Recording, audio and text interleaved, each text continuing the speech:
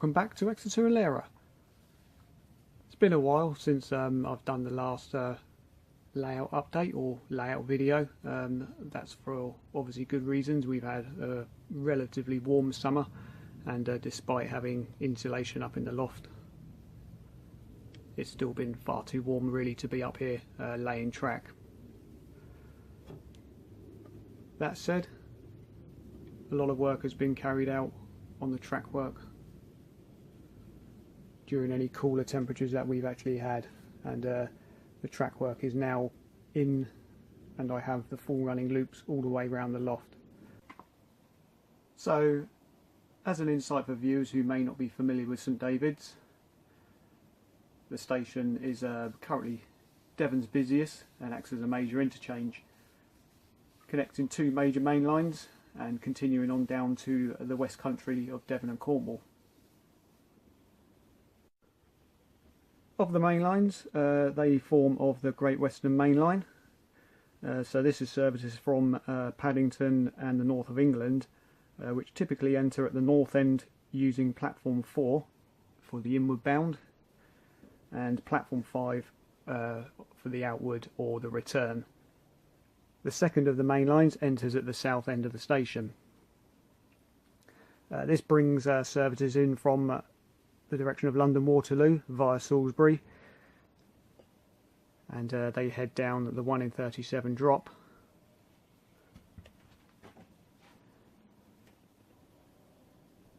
So typical running, this would have been from the mid 1980s onwards, that all trains entered into platforms 1 and 3 would run round the coaches, couple back up to the front, taking the services either back to London Waterloo or heading into the direction of Devon. So Exeter St David's was designed by Brunel and opened in 1844. The station itself has been subject to change over the years, with one of the biggest ones taking place in 1986, re-signalling works.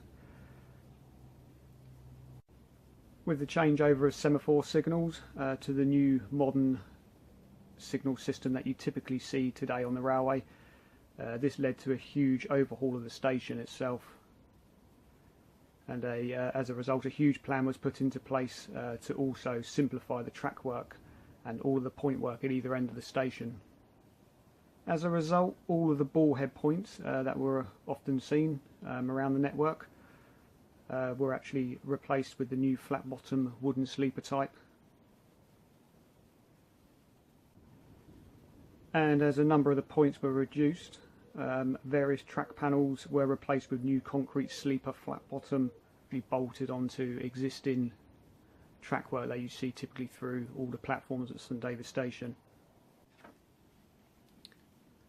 So at the north end of the station, the Red Cow level crossing was completely torn up, and the road was closed for a number of weeks while they carried out the track replacement works. And as a result of the loss of so many points at the north end, this was the obvious part where there was more in the way of the concrete sleeper track, which has been replicated in these on the layout itself.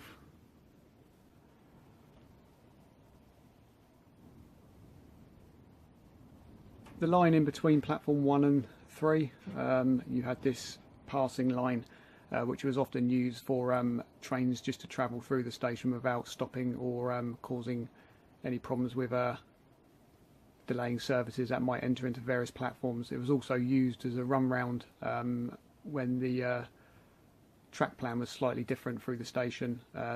This track no longer exists. It was actually torn up in 86, again with all the re-signalling works, and the void between the two still remains the same today. So as on modelling the 90s, the track work's been replicated on all the track work as typically seen after the remodelling of the station itself. So mixing up all the varieties of track available meant that a lot of time was spent respacing sleepers, as well as researching the location of all the different styles of track throughout. Little bits of detail that I've noticed in various images were added to the layout. like this particular unusual sort of sleeper spacing on this section of Bullhead track, which was located in platform 1. Stumbled across that by looking at a fair few images, and very unusual. My guesses are that they probably had issues with possibly sleepers rotting away, and they probably just slid a few underneath there as a temporary measure until the track was replaced. That's my guesses anyway. But again, just little bits of detail picked out.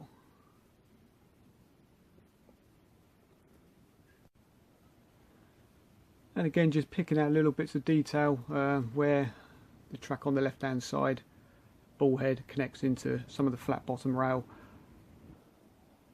So I think it's time well worth being spent doing what I've done. I'm really pleased with the overall appearance of it all, and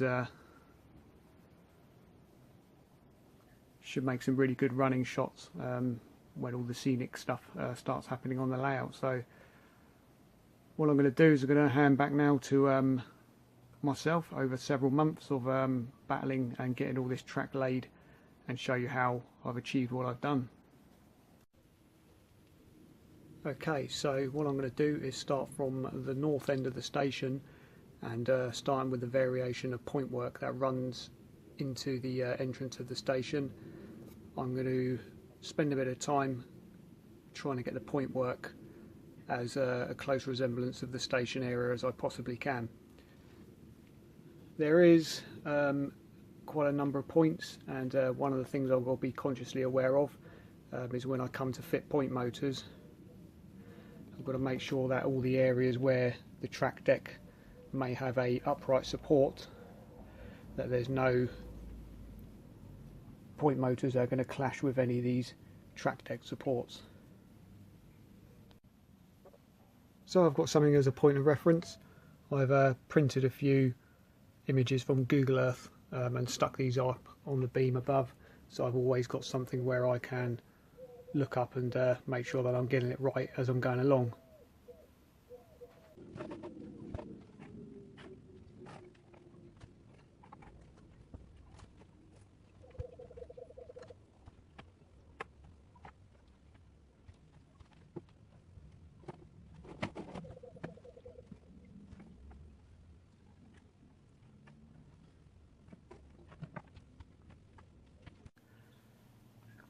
Okay, so that's probably taken me something in the region of about 20 minutes to half an hour to try and work out the correct point work and to get it all in the correct position into the entrance of the station.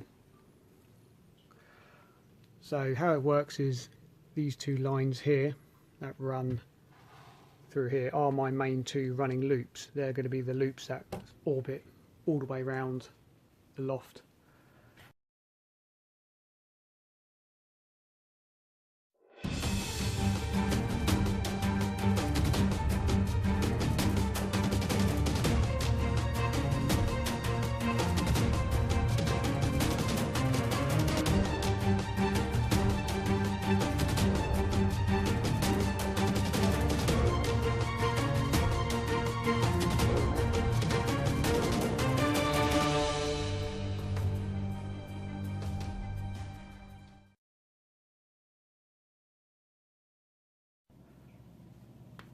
Okay, so after spending some considerable time trying to jig the track for platforms 1 and 3, which is the one nearest and the next one along, so this one, I've managed to get that track laid all the way down to the end, and of course with the help of using various Google Earth images, I'm quite happy with how that's turned out. So what I'm going to do is I'm going to mark off all the point work, the two sets of points at the back there, and then I'm going to mark off exactly where this one goes and just the entrance of this line here before I set out the correct geometry by using the 6-foot way to make sure that the tracks here are correct distances apart from one another.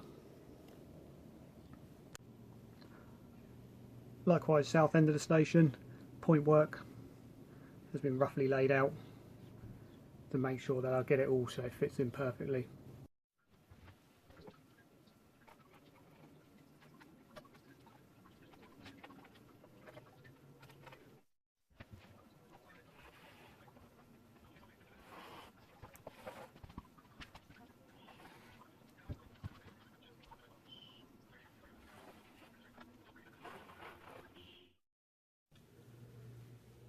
So the cork I'm going to be using is 3mm thick, and I've bought a roll from eBay which is around about 5 meters long by about 3 feet wide. So I'm going to cut the cork into strips to the correct width for the track. And what I've got in the shed is an old piece of timber doorstop, which is part of the door frame, which prevents the door from swinging in the wrong direction, which is the exact correct width of what the track is. So I will use that as a guide to basically mass produce as much cork, lining it up along the front edges.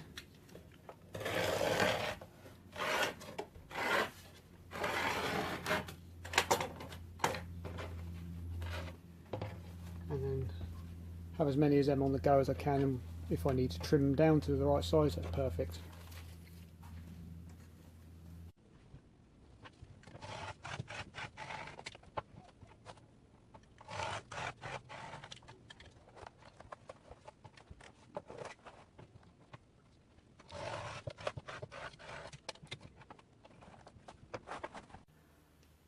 For any cork that goes underneath point work, I tend just to find an old scrap piece of cork and grab a marker pen and then just draw around the point, and then with an old pair of scissors just trim those.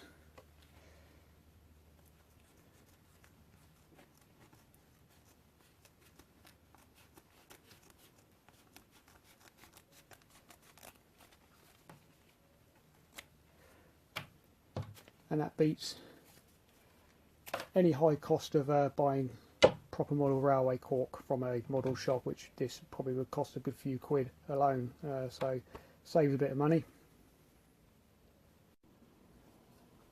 So for sticking my cork down on all the non-scenic sections around the layout, to date I've used Evo Stick carpet adhesive. Spray on. It's a contact adhesive, so you spray both sides, let it go sticky, and then pop that down. So it's okay. It was perfect enough for the non-scenic sides. As it's spray, it's not very tidy. Doesn't leave a clean, tidy job. So through all the scenic sections, I've used copied X to stick all the cork down with that. Again, just works on the basis of contact adhesive you applied to both surfaces, wait for it to go tacky, then again stick it down. So roughly round about now, just as the glue's beginning to go clear, is ideal to get the cork down.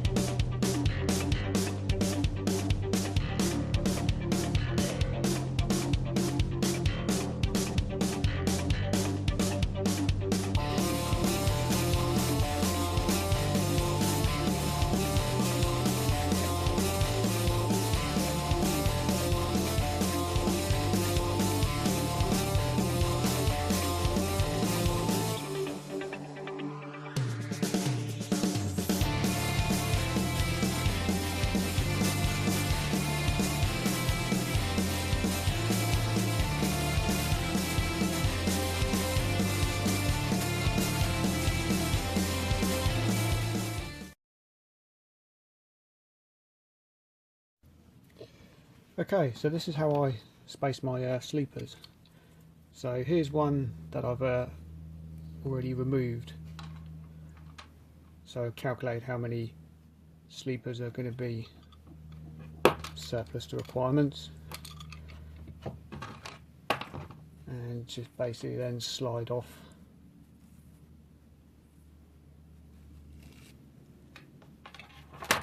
those, chuck them to the side, and then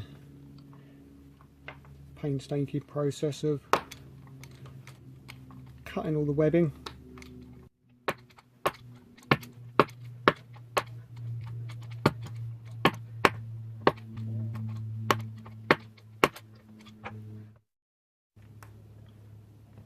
So I tend to go all up one side and then just switch the rails around and cut the other side. I found it was easier not to remove all of the webbing, but once the track's laid around the other way, you don't necessarily see little bits of webbing that might still remain attached to the sleepers. Okay, so this is how I'm going to space the sleepers correctly. Got the excess amount of track at the end here with no sleepers on, so all the other sleepers have been pushed together all at one end. So I'm going to get the sleeper spacing tool and then just wedge it into the first one, and then as you push those along, the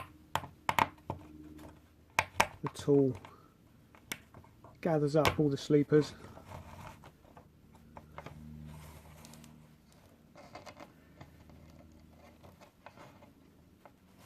and then I push all those up to the end.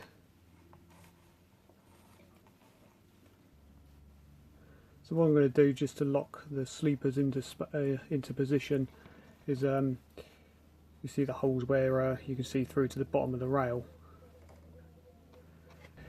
So I'm going to apply a dab of glue into each of the holes.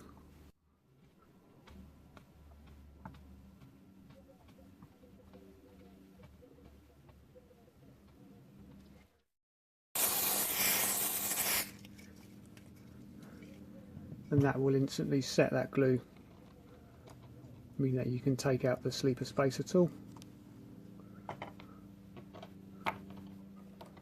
And there you have it, spaced. So I've only done one side. If you do both sides, you will lock the track and it will no longer bend.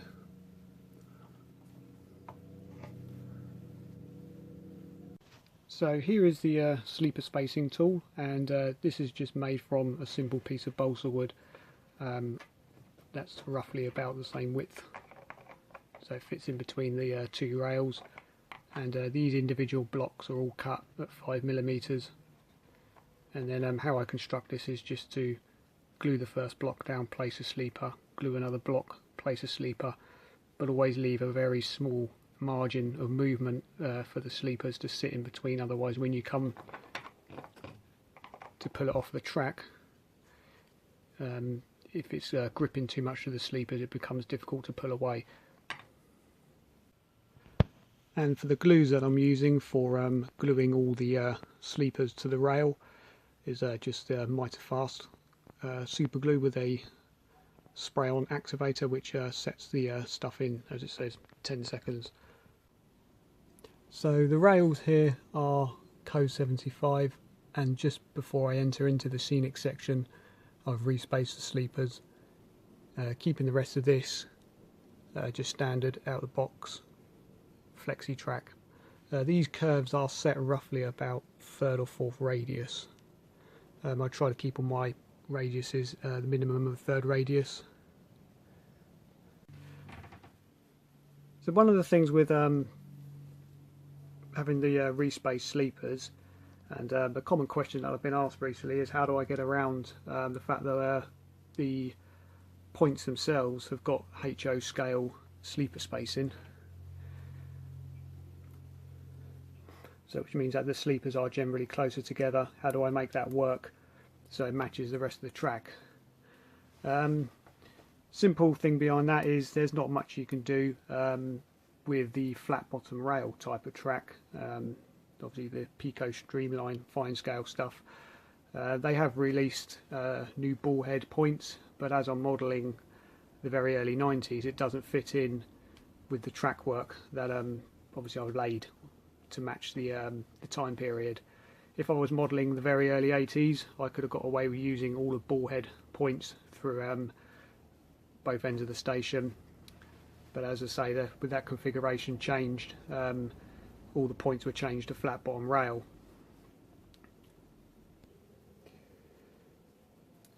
What I probably could do is spend a lot of time kit building some points. I'm not willing to go down that route, as I've got a number of points on the layout throughout the station. It would take some considerable time to actually to build each set of points, and you've really got to be on the money in terms of geometry, making sure that everything is set up correctly.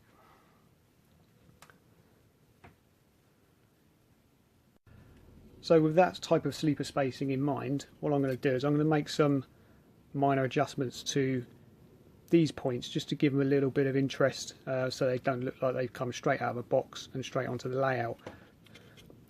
So I can respace some of these sleepers. Obviously I can't respace all of them, but up to this point here I can actually remove these sleepers, and likewise down the end I can take off the first two there.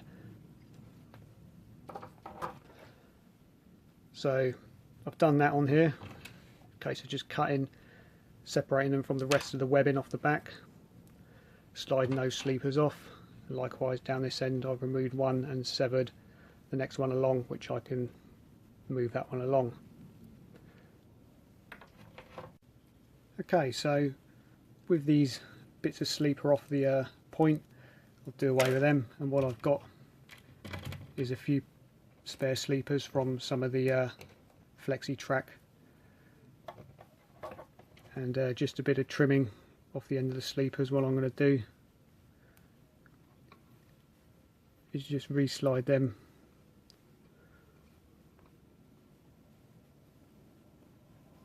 until I'm happy that I've got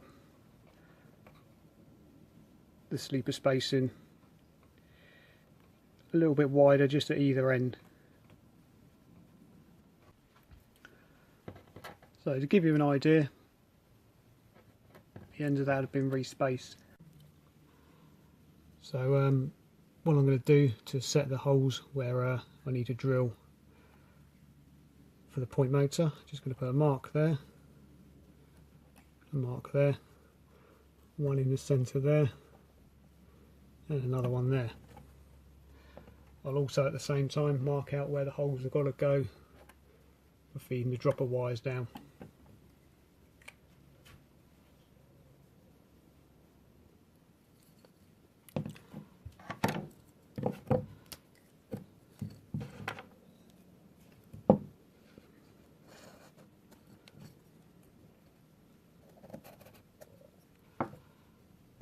With that in place, all I'll do is just go through that with a drill bit of around about 13mm.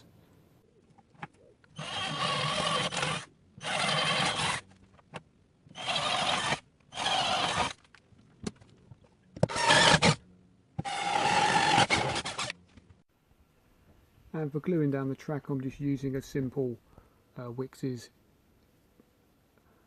interior and exterior wood glue.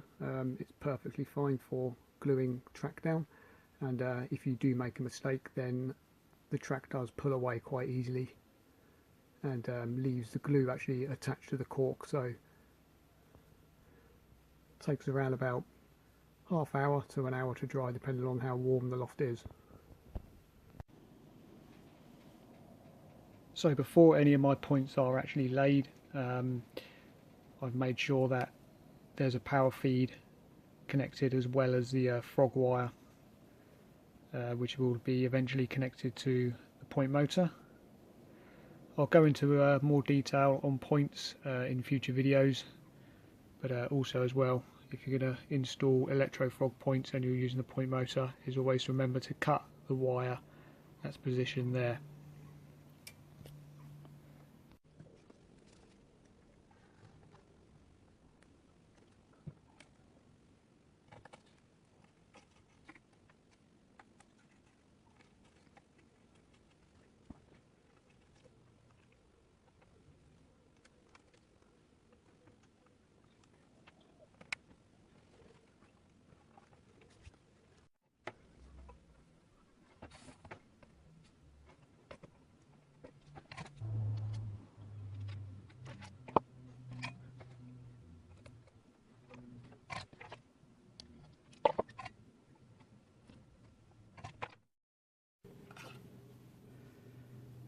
Okay, so piece of flexi is now ready to go in, all respaced, and the same principle again, using the glue.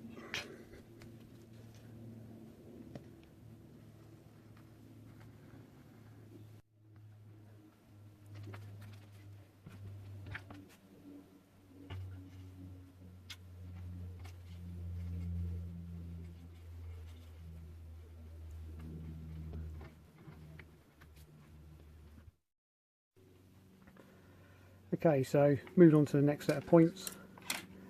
As there's a small piece of track that's got to go in between the two sets, what I'm going to do with this one is just solder a small section of rail onto the end of here, so I don't have to put a power feed on a very small section of track. What I'm going to do is just use the flux pen and just apply that along the edge, again on the back edge.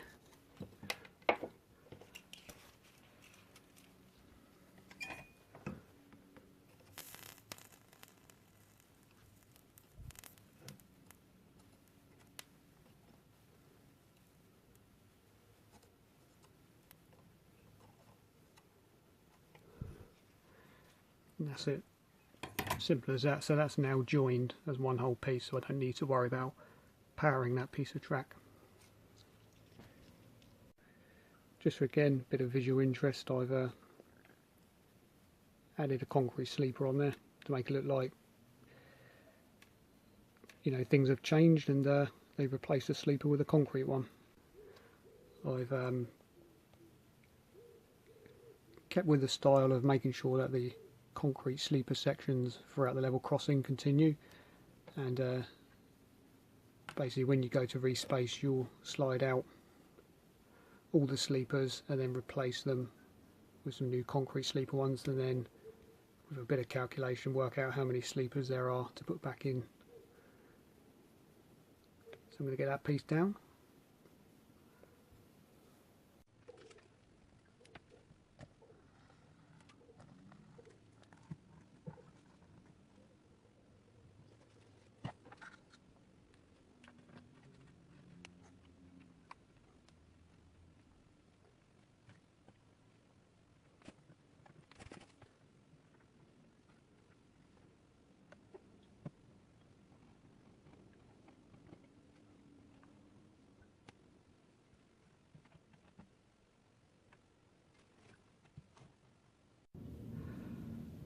As that piece of track there has a slight curve to it, I'm just going to weight it down.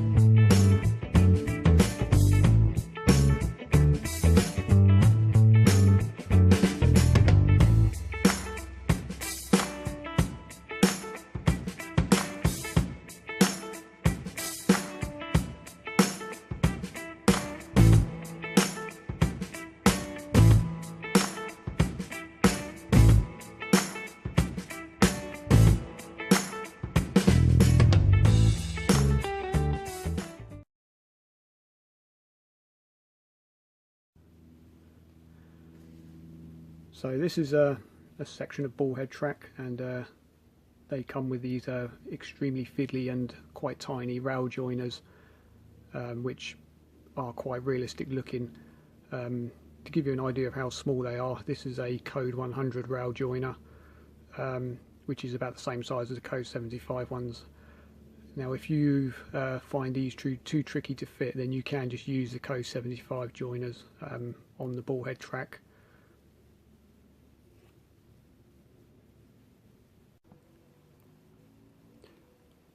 And here we have, this is where you join flat bottom rail to ball head with, as I say, using the code 75 rail joiners.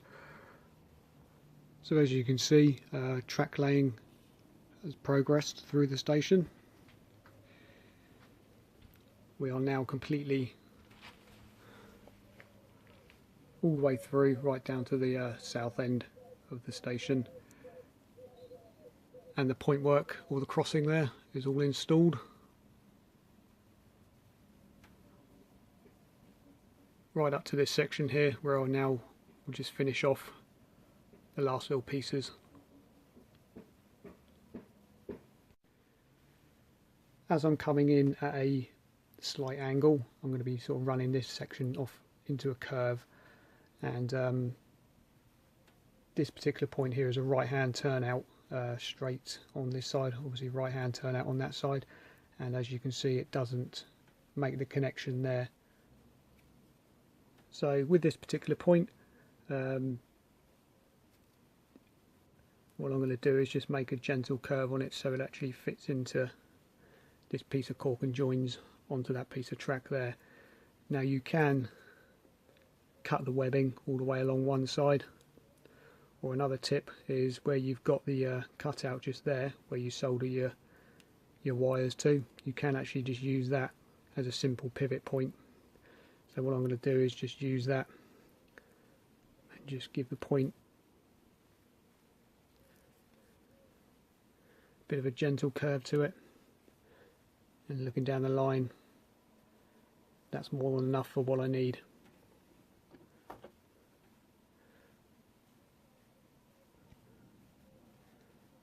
So there we go, that one's in place. What I'll do before I fit that in place is just again to make the adjustments to the sleepers and solder the wires to it. So before I lay this point, just wanted to show you the differences between this point and that one, and bearing in mind that both of these are actually long radius turnouts. And what I like about the increased sleeper spacing at either end is that it gives you an appearance that the point is a lot smaller than what it actually is. That way it takes your eye away from the detail, you know, of having far too many sleepers like this one here. You've got quite a huge number of sleepers which are, you know, realistically too close together. So increasing the spaces on these ones kind of draws your eye away from that it's incorrect and not matching obviously the track work. So I think that idea seemed to have paid off in the end. Quite pleased with how that looks, and I think with once the ballast is down and the points are weathered, it's gonna kind of in a way not be so noticeable. Okay, so over at the Laira end of the layout, for anyone who's not familiar with this particular location,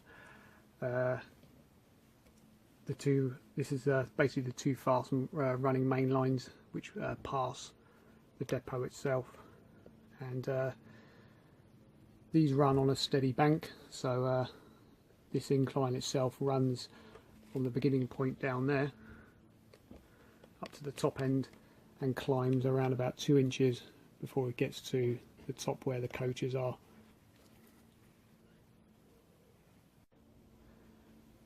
I've already laid the outer line, and as per the prototype, because this is on a curve, there is a super elevation fitted to the two running lines on this section.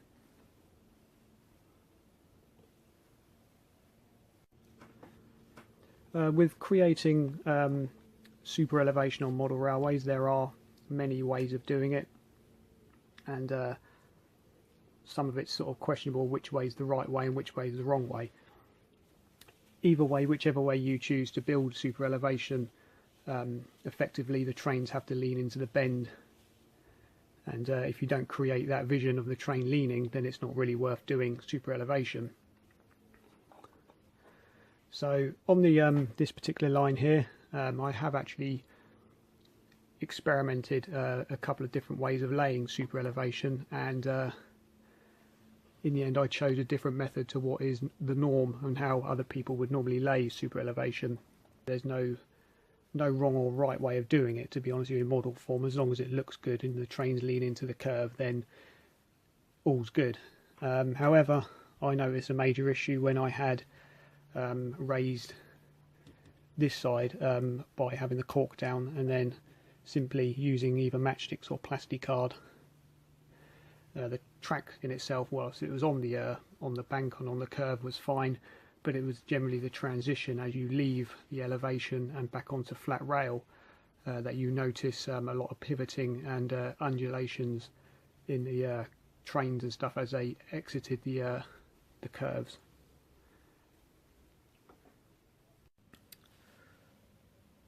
So if you're creating super elevation, it's got to be something which is noticeable, and I've raised the higher section of the track up by around about 3mm, or the thickness of the cork, and that visually gives the trains a very nice tilt as they head up and down this this incline on this curve. So spending a bit of time doing a bit of research on how super elevation works. There are plenty of videos on YouTube showing trains sort of rounding bends, but there's very few videos that actually show a train going into an elevation from a straight section of track. In recent weeks I made a visit to the Severn Valley Railway, and quite a long section of that railway has quite a lot of bends, and there's also quite a lot of elevation on various stretches of the lines that run through there.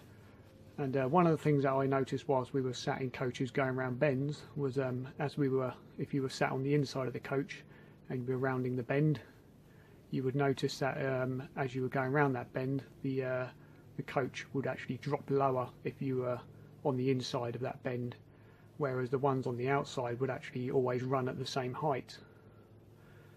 There is lots of things that explains the physics of elevation, but none of it really interests me, and it's to some degree not really necessary to look up all the information on it. I also did discover there was one really nice clear video which was shot by Ozzys trains, I think the video was, which shows a train leaving a station and entering into a elevation at quite a slow speed, and what you do notice was the train dipping down on the inner part of the curve, and the outside edge remaining the same height. This is probably about the best video I could actually find on YouTube, so what I did is I've taken on board what my findings were on the Severn Valley, and obviously using that video itself as a reference to actually laying the track all the way down using that particular style. So I've decided now to keep the track on the outside the same height all the way along, and then dip in the inner track, and as a result of that, it's given me the perfect transition now when the train enters into the bank, that you don't actually notice any of the undulations of the coaches entering and exiting the bends themselves. So not sure whether this is the right way or the wrong way of doing it. I'm sure there are people out there that know all about it, how it works, but I'm quite happy the way that this looks, and it kind of really adds that kind of visual interest for when you're down low and you're filming trains going up and down, that it actually looks a lot more realistic.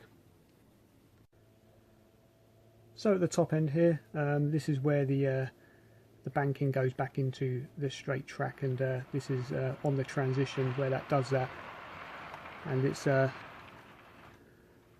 overall effect of that will kind of really, you don't notice the trains undulating as they go into the elevation. So I'm quite pleased with exactly how that's worked.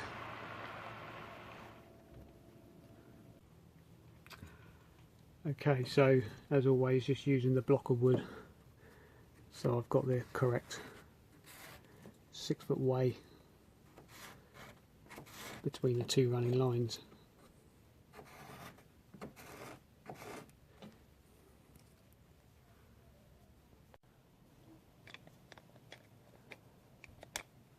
So I've basically now laid the line all the way along, which gives me the correct distance between the two rails, that being of a 6 foot way. And what I'm going to do, just where the super elevation is, I'm going to lay a piece of flexi track and just mark a line all the way down this side. And now I only need to go up as far as here with that, as everything from this point back that way will just be normal cork laid, as you see underneath this line here. Okay, as always, just sticking with using the copied X, giving these reasonably enough time, so the glue's started to gone clear and I can actually see the red line through the glue, so I know that I've got to lay these very fine strips of cork, which I've cut these at around about 6mm, or about the same width as the sleeper to where the rail is.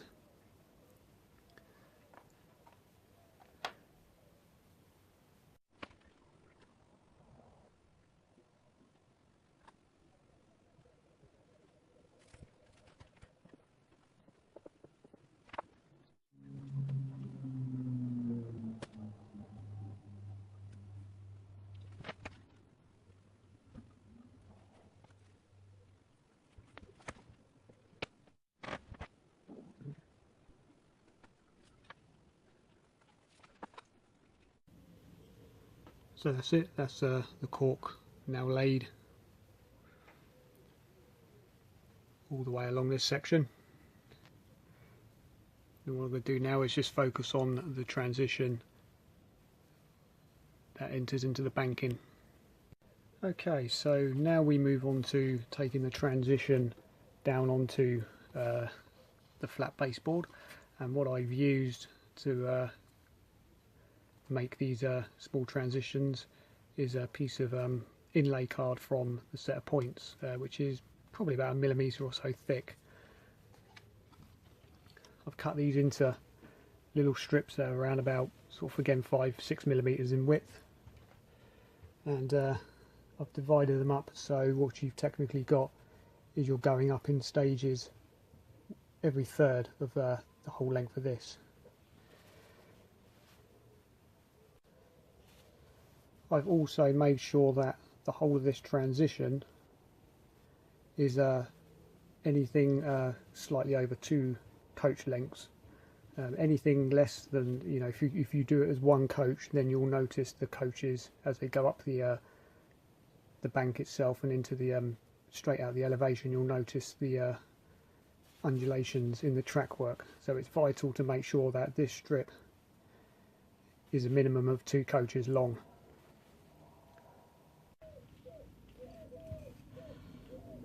So as usual, I like to use the super glue mitre fast with the spray activator, and then away you go.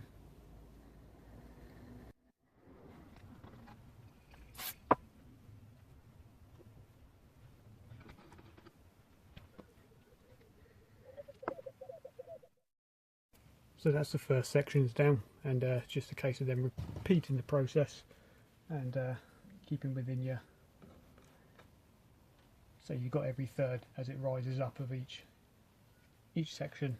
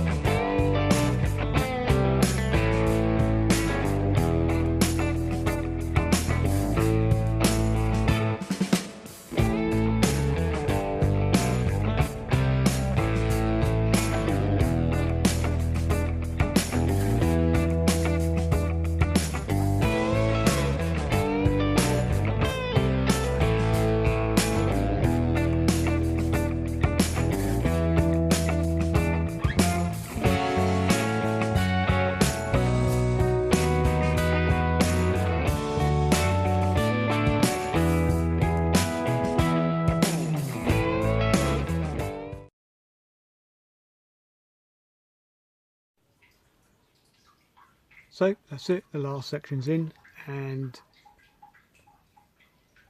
everything is now in complete all the way around, and both lines are fully running, though I haven't connected up all of the droppers. There's still a lot more work to do to that, but obviously I'll feature that in a future video. But for now, I think that covers all the track laying. Finally there.